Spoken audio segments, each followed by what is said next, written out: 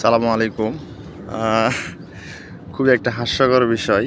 আমার ছাদ বাগানের নতুন সংযোজন, এটা হলো পান গাছ। তো শখ করে লাগাইছিলাম, আলহামদুলিল্লাহ হয়েছে মোটামুটি। দেখুন পান গাছের পাতা, এটা আমি বস্তায় লাগাইছি। পাতা নষ্ট হয়ে যাচ্ছে, খাওয়া হয় না। আমি পান খাই টুকটাক, মানে ওই রকম না, নেশাগ্রস্ত হবে না যে পান খাইতেই হবে বা পানের অনেক নেশা, তা নয়। মাঝে মধ্যে 2-1 পিস খাই আর কি। তো আমার এক পরিচিত দাদা, ওনারা পান চাষ করেন। ওনার কাছ থেকে মূলত পানের বীজ নিয়েছিলাম।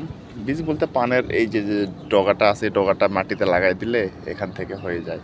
এই দেখেন এখানে শিকড় আছে, হ্যাঁ, পানের গাছে এরকম শিকড় থাকে। তো এগুলো কেটে কেটে মাটিতে এভাবে লাগাই দিলে ওখান থেকে এভাবে পান গাছ বের হয়। তো মাশাআল্লাহ ভালোই হয়েছে, খাওয়া হয় না, কে খাবে, শখে লাগাইছি আর কি। ভালোই হয়েছে আর কি।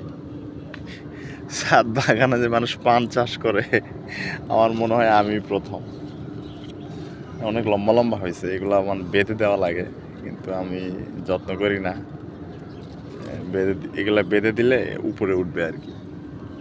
তো যাক, কেমন লাগছে আপনাদের জানাবেন। ধন্যবাদ।